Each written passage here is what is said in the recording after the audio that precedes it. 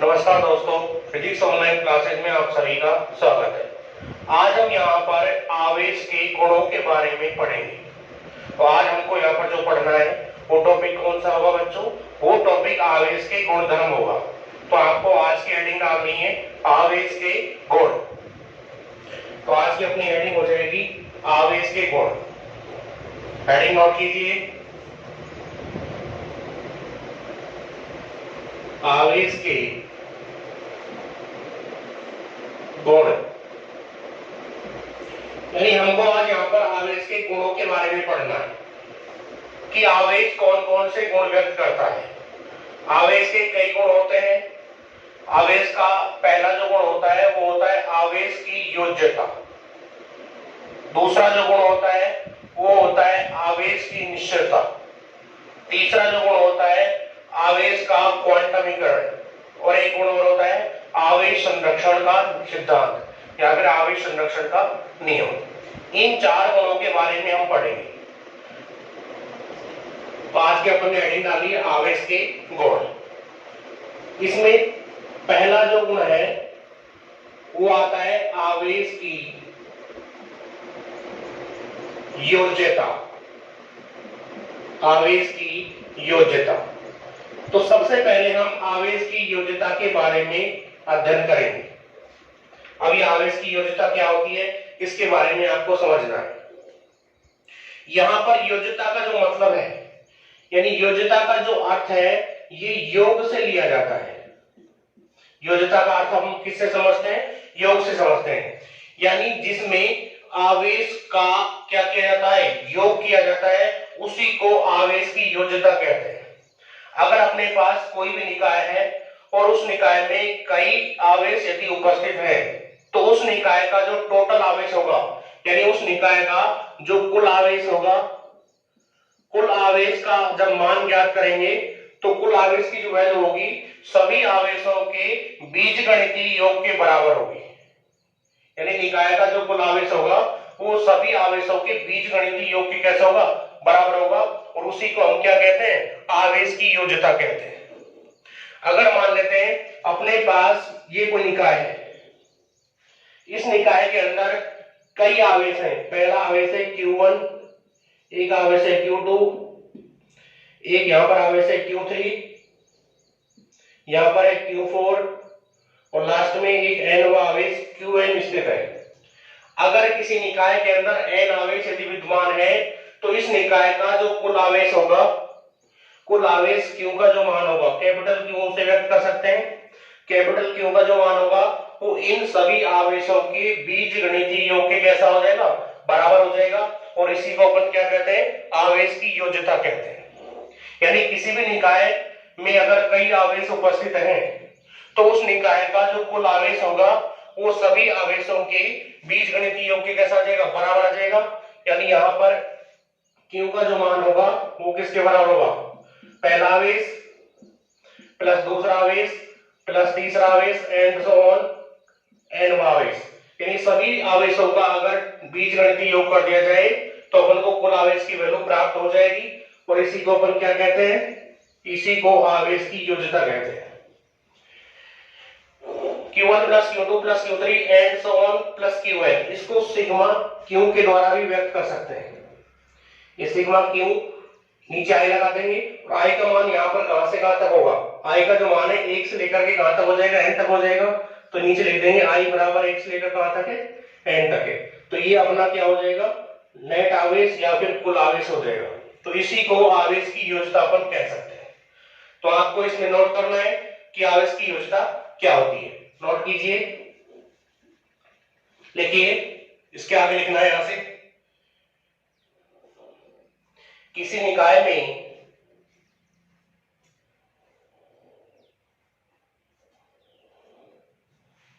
कई आवेश उपस्थित हैं तो निकाय का कुल आवेश सभी आवेशों के बीजगणितीय योग के बराबर होता है,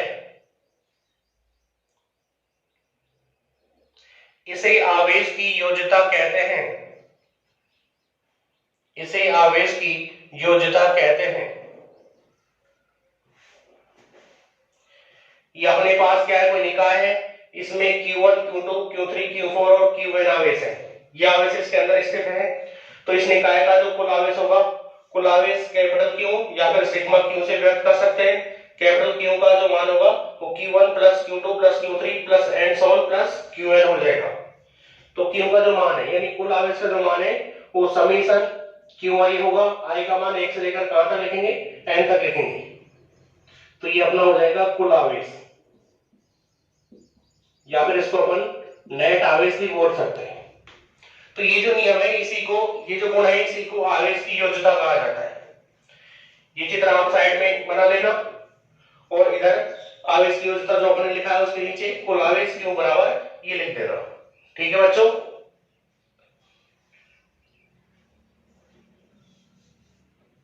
तो ये अपना पहला गुण हो गया। इसके बाद में आवेश का जो सेकंड गुण होता है उसके बारे में अपन पढ़ेंगे। सेकंड इसका जो गुण आता है वो आता है आवेश की निश्चलता। तो आपको सेकंड हेडिंग डालनी है आवेश की निश्चलता। आवेश की निश्चलता।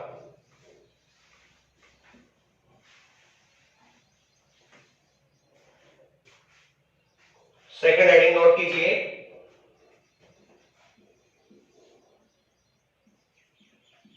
आवेश की निश्चलता।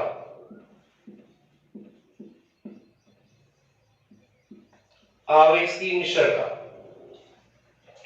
अब इसका अर्थ समझना है कि आवेश की निश्चलता क्या होती है। अगर अपने पास कोई 10 कूलाम का आवेश है, अपने पास कोई 10 कूलाम का अगर आवेश है, तो जब आवेश स्थिर रखा होगा तब भी उसका आवेश, यानी कण जो है वो अगर स्थिर रखा होगा तब भी उसका आवेश 10 कूलाम ही होगा। अगर कण को गति यदि करा दी जाए तो गति कराने के बाद भी उसका जो आवेश है वो कैसा बना रहेगा बच्चों, नियत बना रहेगा, यानी 10 कूलाम ही रहेगा। तो इसी को आवेश की निश्चलता कहते हैं। यानी जब कण विराम अवस्था में होता है तो विराम अवस्था में कण का जितना आवेश होता है उसको गति कराने पर भी उसका आवेश परिवर्तित नहीं होता है, और इसी को अपन क्या कहते हैं, आवेश की निश्चलता कहते हैं। तो इसमें अगर कण का आवेश Q है, ये आवेश विराम अवस्था में है, तो ये बराबर किसके होगा, गतिशील अवस्था में आवेश के ही बराबर होगा। अगर कण गतिमान होता है तब भी उसका आवेश Q ही रहेगा, तो ये दोनों कैसे होंगे, बराबर होंगे। तो इसी को अपन क्या कह सकते हैं, आवेश की निश्चलता कह सकते हैं। लिखिए इसमें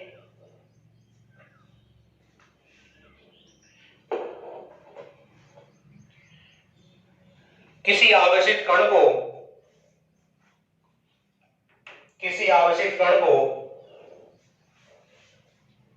गति कराने पर उसका आवेश नियत रहता है, उसका आवेश नियत रहता है। अर्थात कण का आवेश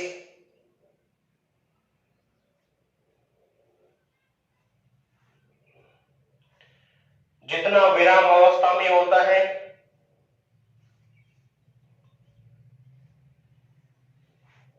ठीक उतना ही गतिशील अवस्था में होता है,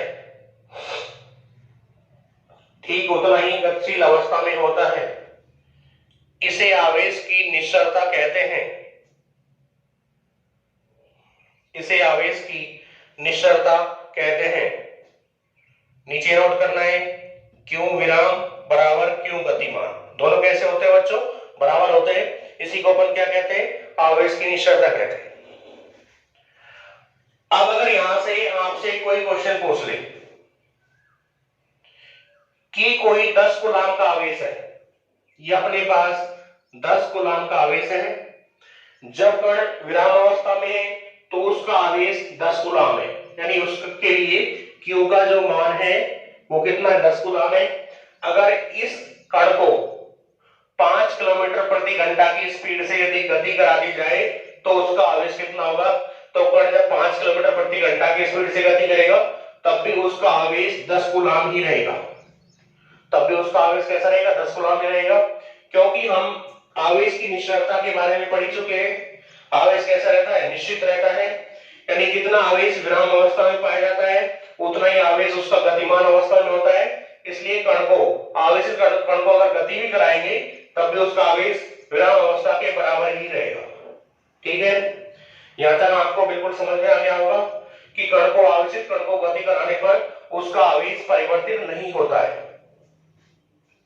अब इसका तीसरा गुण अपन को पढ़ना है। तीसरा जो गुण है वो इंपॉर्टेंट गुण है, आवेश का क्वांटमीकरण। आवेश के क्वांटमीकरण पर कई बार न्यूमेरिकल भी बोर्ड परीक्षा में पूछ लिया जाता है।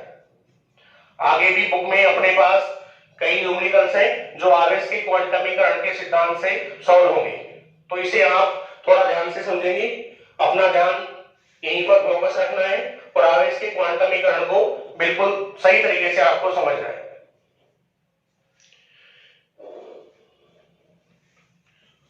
इसका तीसरा गुण हो जाएगा आवेश का क्वांटमीकरण।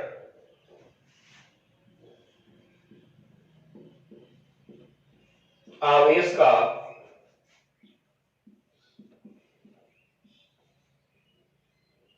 क्वांटमीकरण।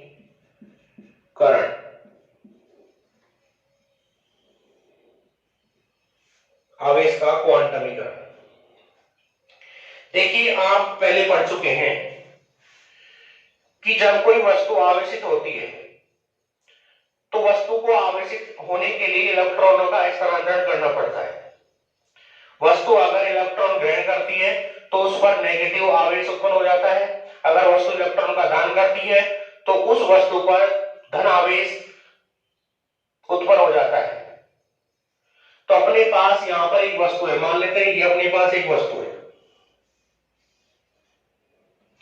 अगर इस वस्तु के अंदर प्रोटॉन और न्यूट्रॉनों की संख्या बराबर है तो वस्तु कैसी होगी बच्चों, वस्तु उदासीन होगी। यानी इसमें प्रोटॉनों की संख्या n है और इलेक्ट्रॉनों की जो संख्या है वो भी कितनी है, n है। जब वस्तु के अंदर प्रोटॉन और इलेक्ट्रॉनों की संख्या बराबर रहती है तो वस्तु कैसी रहती है, उदासीन रहती है, ये आप जानते हैं। अगर इस वस्तु से इलेक्ट्रॉनों का क्या करें, दान करवा दिया जाए, तो जब वस्तु इलेक्ट्रॉन त्यागती है तो वस्तु इलेक्ट्रॉन अगर त्यागेगी तो उस वस्तु पर पॉजिटिव आवेश उत्पन्न हो जाएगा, यानी धन आवेश आ जाएगा। अगर वस्तु इलेक्ट्रॉन ग्रहण करती है तो उस वस्तु पर कैसा आवेश उत्पन्न होता है, उस वस्तु पर ऋण आवेश उत्पन्न हो जाता है। तो यहां पर अपने पास ये वस्तु है। यदि इस वस्तु ने इलेक्ट्रॉनों को ग्रहण किया है, इस वाली वस्तु ने, ये जो वस्तु है इस वस्तु ने इलेक्ट्रॉनों को क्या किया है, ग्रहण किया है, यानी इसने इलेक्ट्रॉन कर लिए ग्रहण। इस वस्तु ने अगर इलेक्ट्रॉन ग्रहण किया है तो इलेक्ट्रॉन ग्रहण करने वाली जो वस्तु होती है उस पर कैसा आवेश उत्पन्न होता है बच्चों, उस पर ऋण आवेश आ जाता है। तो यहां पर नेगेटिव चार्ज आ जाएगा। अगर वस्तु इलेक्ट्रॉनों का क्या करती है, दान करती है, ये वस्तु है, इस वस्तु ने इलेक्ट्रॉनों का क्या किया, दान किया है, इस वाली वस्तु ने। अगर यहां से इलेक्ट्रॉन निकले हैं तो इस वस्तु पर कैसा आवेश उत्पन्न होगा, इस वस्तु पर धन आवेश आ जाएगा, यानी पॉजिटिव चार्ज आ जाएगा। इसने इलेक्ट्रॉनों का क्या किया, दान। तो इलेक्ट्रॉनों का दान करने वाली जो वस्तु होती है उस पर धन आवेश उत्पन्न होता है और जिस वस्तु ने इलेक्ट्रॉनों को ग्रहण किया है उस वस्तु पर ऋण आवेश उत्पन्न होता है। ये दोनों जो प्रक्रिया होती है वो साथ साथ होती है, यानी जितना नेगेटिव चार्ज इस वस्तु पर आता है ठीक उतना ही पॉजिटिव जो चार्ज होगा वो इस वाली वस्तु पर आएगा। यानी नेगेटिव और पॉजिटिव जो चार्ज होते हैं इनके अगर परिमाण देखें तो इनके परिमाण कैसे आते हैं, समान आते हैं। इस चीज को हम एक प्रयोग के द्वारा समझते हैं। मान लेते हैं कि अपने पास एक प्लास्टिक की छड़ है, ये अपने पास एक प्लास्टिक की छड़ है। इस प्लास्टिक की छड़ को इस रेशम के कपड़े से रगड़ते हैं। ये प्रयोग हम पहले भी कर चुके हैं कि जब इस प्लास्टिक की छड़ को इस तरह से रेशम के कपड़े से रगड़ा जाएगा, यानी जब भी प्लास्टिक की छड़ को रेशम के कपड़े से रगड़ते हैं तो हम जानते हैं कि ये जो रेशम का कपड़ा होता है, इस रेशम के कपड़े से कुछ इलेक्ट्रॉन इस प्लास्टिक की छड़ में चले जाते हैं। यानी जब प्लास्टिक और रेशम को आपस में इस प्रकार से रगड़ेंगे तो इस रेशम के कपड़े से कुछ इलेक्ट्रॉन इस प्लास्टिक की छड़ में चले जाएंगे। तो ये जो प्लास्टिक की छड़ होती है, इस प्लास्टिक की छड़ पर नेगेटिव आवेश आ जाएगा। यानी ये जो छड़ है प्लास्टिक की, इस छड़ में इलेक्ट्रॉनों की अधिकता हो गई, इस छड़ में इलेक्ट्रॉनों का आधिक्य हो गया, यानी इसमें इलेक्ट्रॉनों की संख्या प्रोटॉनों की संख्या से ज्यादा हो गई। अगर इसमें इलेक्ट्रॉनों की संख्या प्रोटॉनों की संख्या ज्यादा है तो इस छड़ पर क्या चार्ज उत्पन्न होगा, ऋण आवेश आ जाएगा। और ये क्या है, रेशम का कपड़ा है, इससे इलेक्ट्रॉन गए इसमें, तो इसमें रेशम के कपड़े के अंदर इलेक्ट्रॉनों की संख्या कम हो गई प्रोटॉनों से, तो इस पर कैसा चार्ज आएगा, पॉजिटिव चार्ज आएगा। अब जितने इलेक्ट्रॉन इस रेशम से इसके अंदर गए हैं, जितने इलेक्ट्रॉन रेशम से इसके अंदर गए उतना ही नेगेटिव चार्ज इस पर आ जाएगा, और जितने इलेक्ट्रॉन गए उतना ही पॉजिटिव चार्ज इस रेशम पर आ जाएगा। यानी हमेशा यहाँ पर पॉजिटिव और नेगेटिव जो चार्ज होता है उसका जो परिमाण होता है वो हमेशा कैसा बना रहता है, बराबर रहता है।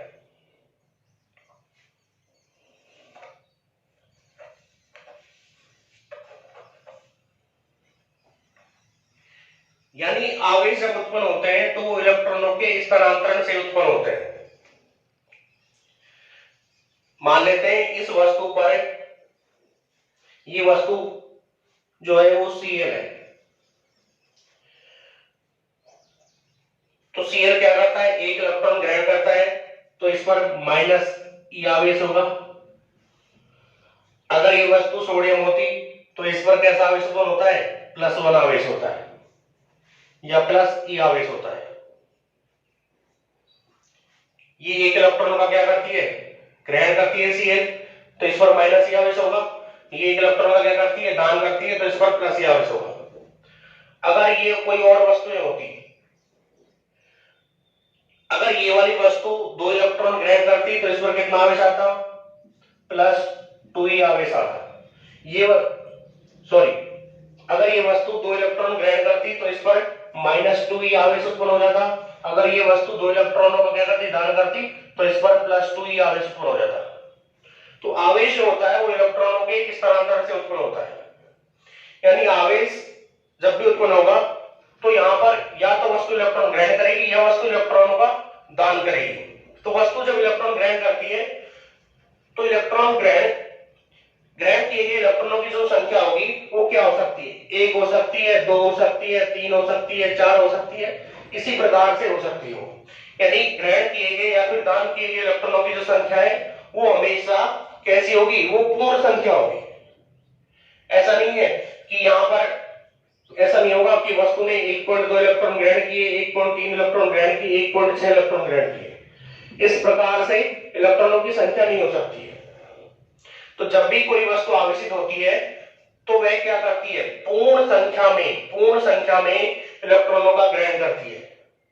तो 1 से लेकर के n तक वस्तु कितने इलेक्ट्रॉन ले सकती है या फिर कितने इलेक्ट्रॉन दे सकती है, ग्रहण किए गए या फिर दान किए गए इलेक्ट्रॉनों की जो संख्या है वो पॉइंटों में नहीं हो सकती है। और इसी को अपन क्या कहते हैं, आवेश का क्वांटमीकरण कहते हैं।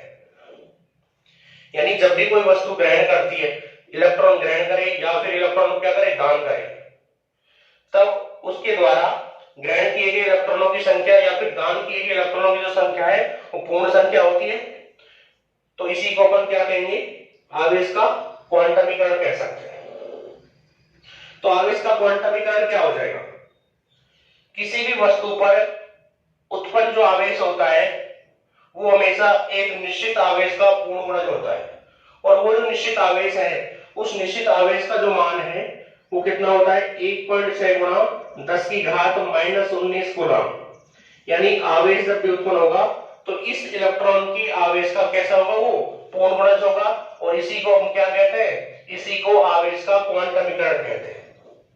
तो आवेश का क्वांटमीकरण क्या हो जाएगा कि जब भी कोई वस्तु आवेशित होती है तब उस पर उत्पन्न आवेश का जो मान है वो इस निश्चित मान का यानी इस निश्चित मान ई का कैसा होता है, पूर्ण गुणज होता है, और इसी को अपन क्या कहते हैं, आवेश का क्वांटमीकरण कहते हैं। और ये जो आवेश का न्यूनतम मान है, ये आवेश का कैसा मान होता है, न्यूनतम मान होता है 1.6 × 10⁻⁻⁹ आवेश का न्यूनतम मान है। और इस आवेश के न्यूनतम मान को क्वांटा कहते हैं, इसको अपन क्या कहते हैं, क्वांटा। तो आवेश का जो क्वांटा होगा वो E बराबर 1.6 × 10⁻⁻⁹ कूलम होगा। ठीक है, अब आपको यहाँ पर आवेश का जो क्वांटमीकरण है इसमें लिखना है, लिखिए।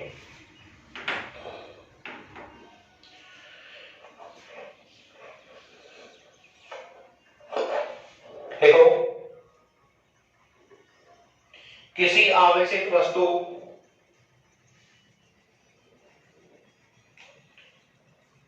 पर आवेश का मान, किसी वस्तु पर आवेश का मान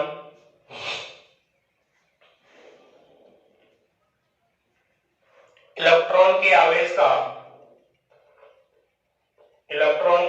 का पूर्ण गुणज होता है, इसे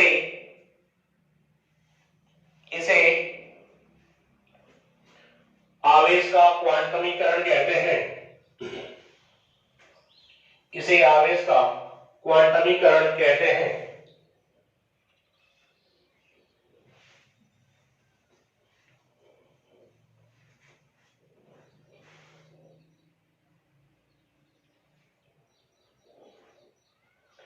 अब यहां पर आवेश का जो मान होता है वस्तु पर, वो अपन को ज्ञात करना है कि वो मान कितना होगा।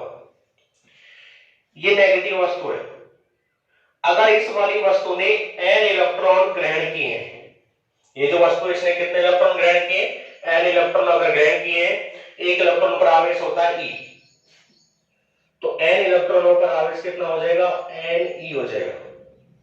इलेक्ट्रॉन पर आवेश माइनस होता है, नेगेटिव होता है, चिन्ह कैसा आएगा, माइनस का। इस वाली वस्तु ने अगर n इलेक्ट्रॉनों का दान किया है, तो दान करने पर कैसा आवेश उत्पन्न होता है, पॉजिटिव आवेश उत्पन्न होता है, यानी इसके अंदर n प्रोटॉनों की संख्या ज्यादा है, तो इस पर उत्पन्न आवेश का जो मान होगा वो क्या हो जाएगा, वो +Ne हो जाएगा। तो किसी भी वस्तु पर उत्पन्न आवेशों का जो मान है वो या तो +Ne होगा या फिर क्या होगा, -Ne होगा। अगर वस्तु इलेक्ट्रॉन ग्रहण करती है तो उस पर आवेश जो उत्पन्न होगा वो -Ne हो जाएगा। अगर वस्तु इलेक्ट्रॉनों का दान करती है तो उस पर उत्पन्न आवेश +Ne हो जाएगा। तो आवेश का जो मान है, आवेश Q बराबर किसके होगा, वस्तु ने इलेक्ट्रॉन अगर ग्रहण किए हैं तो -Ne हो जाएगा, अगर वस्तु ने n इलेक्ट्रॉन त्यागे हैं तो +Ne हो जाएगा। तो यहां पर Q का जो मान है वो ±Ne होता है। और ये जो सूत्र है, इसी सूत्र को अपन आवेश का क्वांटमीकरण का सिद्धांत कहते हैं। तो ये अपना आवेश जो है वस्तु पर वो ±Ne के ही बराबर होगा हमेशा। n क्या है, यहाँ पर n क्या है, n स्थानांतरित इलेक्ट्रॉनों की संख्या है, E क्या है, इलेक्ट्रॉन का आवेश है, और Q क्या हो जाएगा, वस्तु पर आवेश हो जाएगा। तो इन तीनों राशियों के बारे में अपन साइड में लिख देंगे। Q क्या है, आवेश, वस्तु पर आवेश, ये Q हो जाएगा। ठीक है, N क्या है यहां पर, स्थानांतरित इलेक्ट्रॉन की संख्या,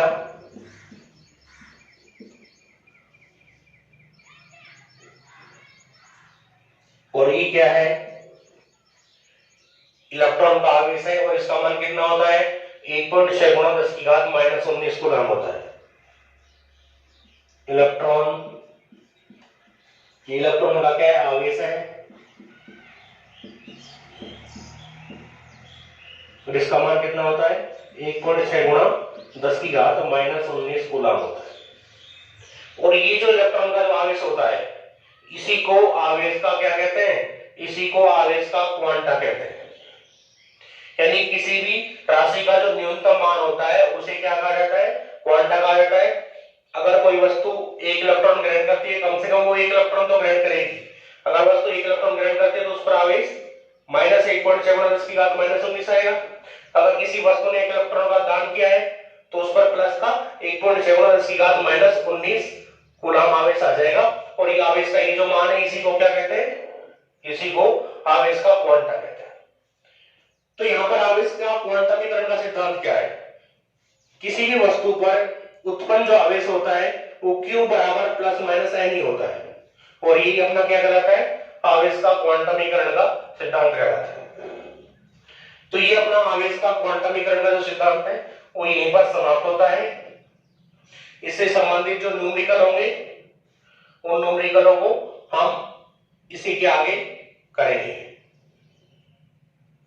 तो यहां आपको नोट करना है, ये पूरा लिखना है ऐसा कैसा, ठीक है, बिल्कुल क्लियर हो गया होगा।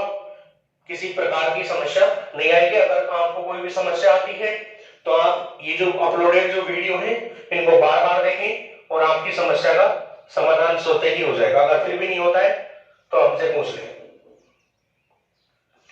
अब आपको एक क्वेश्चन नोट करना है। क्वेश्चन नोट कीजिए।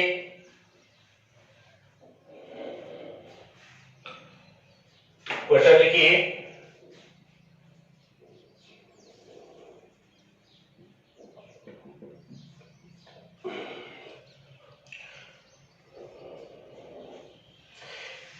किसी वस्तु को एक कूलम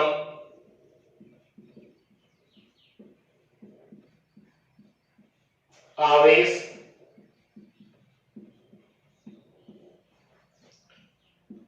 देने पर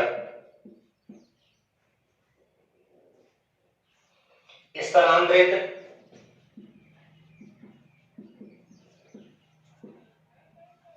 इलेक्ट्रॉनों की संख्या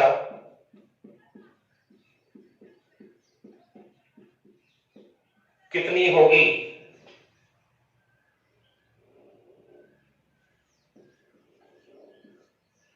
इलेक्ट्रॉनों की संख्या ज्ञात कीजिए।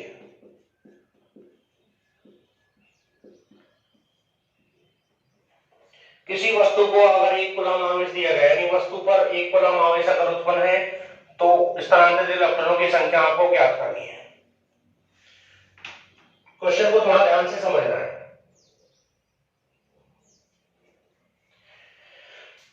यहां पर किसका मान दिया हुआ है, Q का मान दिया हुआ है। आवेश का क्वांटमीकरण का सिद्धांत अभी अपन ने पढ़ा है, Q बराबर होता है प्लस माइनस n, ठीक है। इसको अपन सॉल्व कर रहे हैं।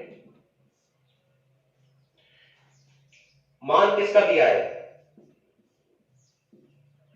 क्या दिया गया है, Q बराबर 1 कूलम है, ये मान दे रखा है। और मान ज्ञात किसका करना है, मान जो ज्ञात करना है वो मान कौन सा हो जाएगा, वो है इलेक्ट्रॉनों की संख्या, यानी स्थानांतरित इलेक्ट्रॉनों की संख्या n बराबर आपको ज्ञात करनी है। आवेश का जो क्वांटमीकरण का जो सिद्धांत है उसमें अभी आपने पढ़ा है, क्या पढ़ा है, Q बराबर किसके होता है, n के। तो आवेश के क्वांटमीकरण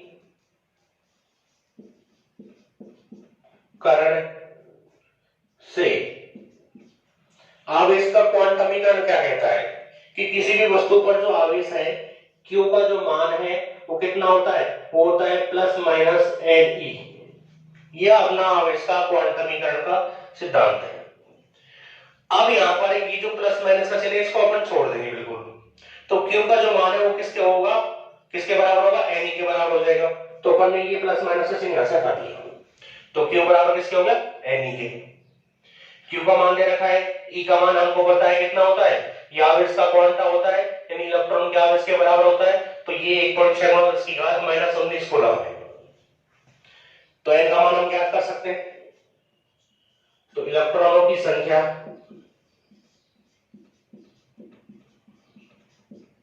यहां से अगर n का मान ज्ञात करेंगे तो n बराबर किसके आ जाएगा, Q बटे E आ जाएगा। यानी यहां से n का अगर मान ज्ञात करें तो n बराबर q बटे e आ गया। q का मान 1 कूलम है, e का मान 1.7 - 19 कूलम होता है। दोनों मान रखो, n की वैल्यू ज्ञात कर लो। n बराबर ये 1 कूलम हो गया q का मान, e का मान है 1.6 × 10⁻⁻19 कूलम। दोनों मान रख दिए। c से c कैंसिल हो जाएगा, क्या बचेगा 1 बटे 1.7 × 10⁻⁻19 है। 10⁻⁻19 को यहाँ ऊपर ले जाओ, अंश में ले जाओगे, कैसी हो जाएगी, प्लस की हो जाएगी। कोई भी घात हर से जब अंश में जाती है तो उसका जो चिन्ह होता है वो बदल जाता है। तो n बराबर 10⁻19 को कहां लेंगे, ऊपर, क्या हो जाएगा 10 प्लस में 19 हो जाएगी, बटे में क्या बचेगा 1.6 बचेगा।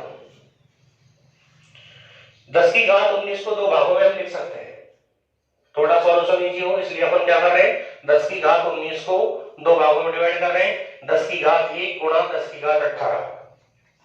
तो n बराबर इसको अपन लिख सकते हैं 10 × 10⁻18। एक घात ये हो गई, 18 में 1 जोड़ेंगे तो 19 हो जाएगी, ठीक है। इसके बटे में 1.6 आ जाएगा। अब 10 में 1.6 का भाग आसानी से दे सकते हैं। 10 में जब 1.6 का भाग देंगे तो क्या आएगा बच्चों, 1.6 का दशम भाग दिया तो 6.25 × 10⁻18 ये आ जाएगा। तो किसी भी वस्तु को अगर 1 कूलम आवेश दिया जाए या अगर किसी वस्तु पर 1 कूलम आवेश यदि उपस्थित है तो स्थानांतरित इलेक्ट्रॉनों की जो संख्या होगी वो 6.25 × 10⁻18 प्राप्त हो जाएगी। तो इस तरह से हम स्थानांतरित इलेक्ट्रॉनों की संख्या की वैल्यू ज्ञात कर सकते हैं। आपने एक क्वेश्चन लिया होगा, इसका सॉल्यूशन पूरा का पूरा ऐसा जैसा आपको उतारना है, ठीक है। अगर आपको हमारी ये वीडियो यदि पसंद आई है तो आप इसे लाइक करें। यदि हमारा जो चैनल अभी तक आपने सब्सक्राइब यदि नहीं किया है तो इसे सब्सक्राइब करें, साथ में बेल आइकन दबाएं जिससे हमारी सभी वीडियो का नोटिफिकेशन आपको मिलता रहे। धन्यवाद।